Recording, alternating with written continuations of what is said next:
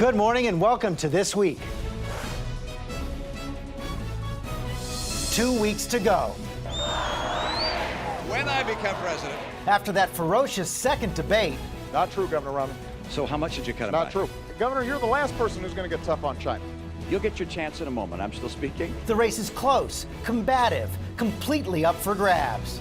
And now, as the candidates make closing arguments, their biggest guns out in force. The president had your back. This is a pivotal time. Our big questions. Did Obama's comeback debate put him back in control of this race? Or can Romney knock him back down at tomorrow's face-off?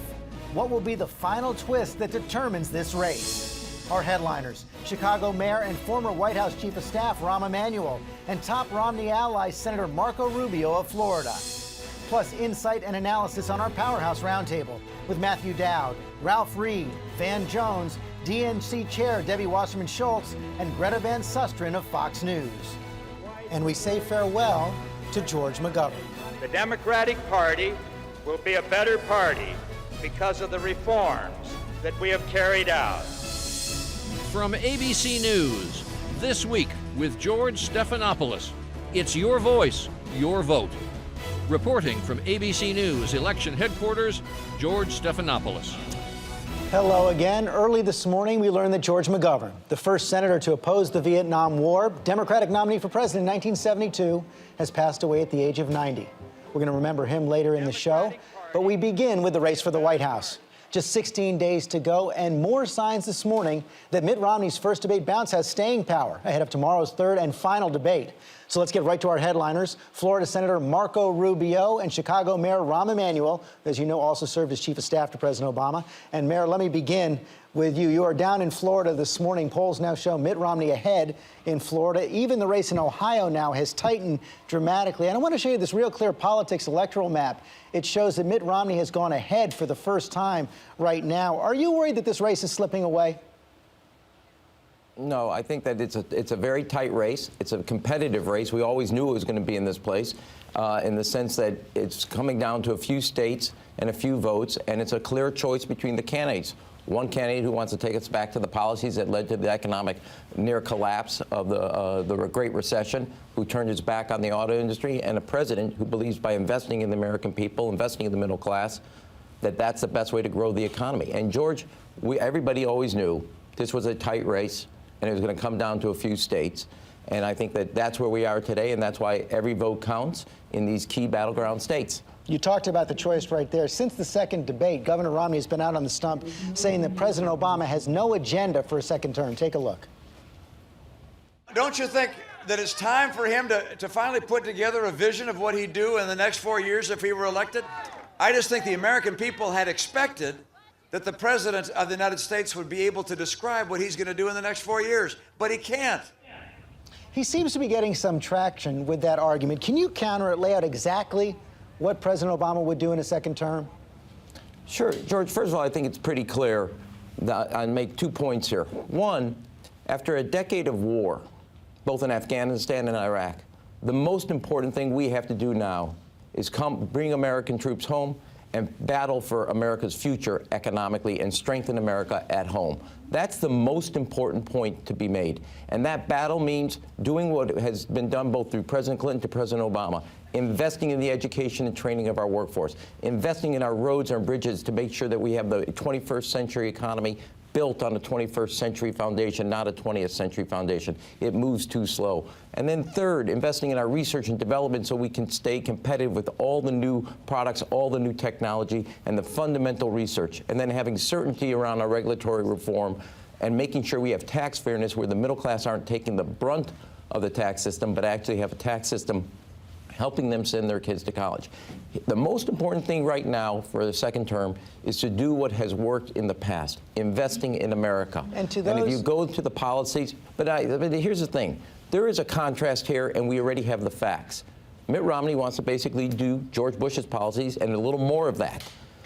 Barack Obama has built policies based on the same premises that President Bill Clinton had, investing in America and strengthening America's foundation, its people, and its economic bedrock, research and development. But that's what I want to get to. It sounds like you're saying that what you want is exactly more of what we've had the last 4 years.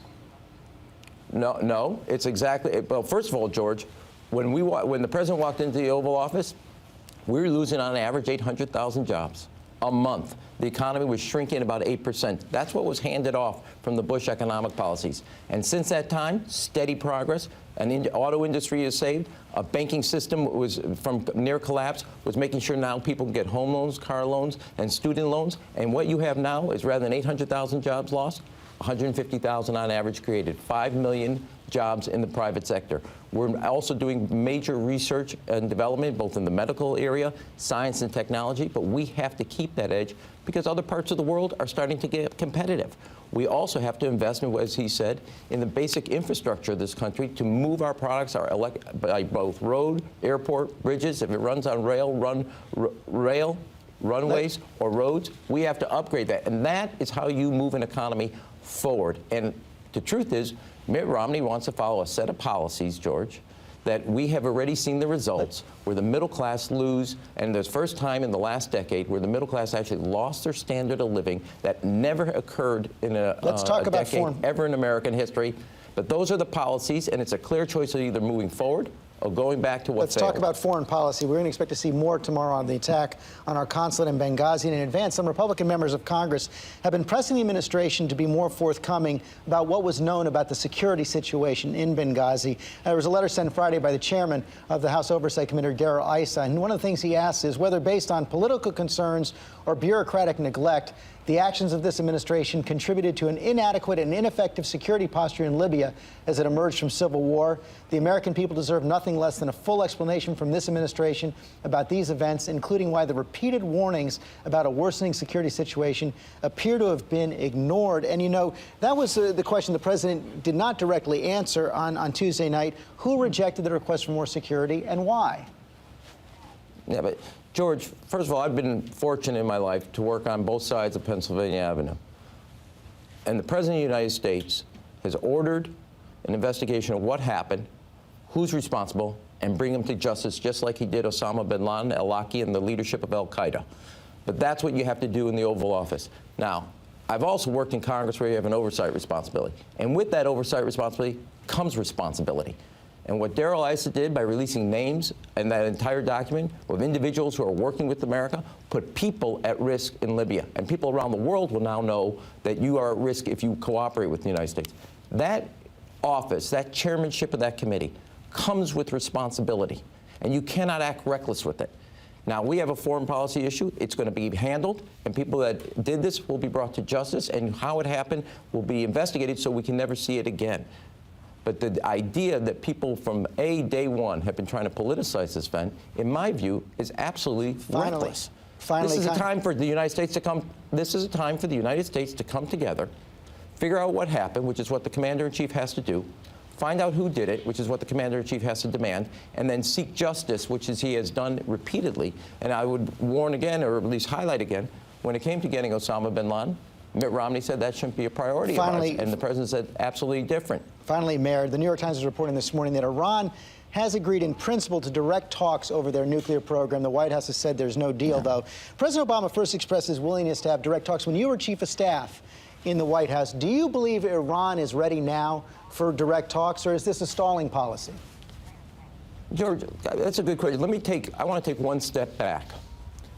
When the president walked into the Oval Office on the issue of Iran trying to acquire and develop nuclear weapons, the United States was isolated from the rest of the world on Iran. 3.5 years later, the tables have been turned. Iran is isolated from the rest of the world. Now, that was steady, determined, dogged leadership, setting out a course.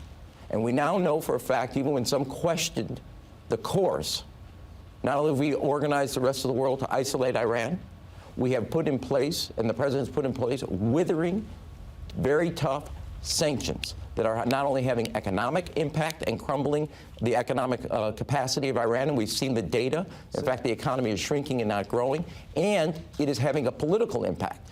They've been clear that there's no idea of a one-off, a one-on-one discussion. So now's the time for direct talks? But here's that's not for me to say, and they'll determine that I don't have all the information.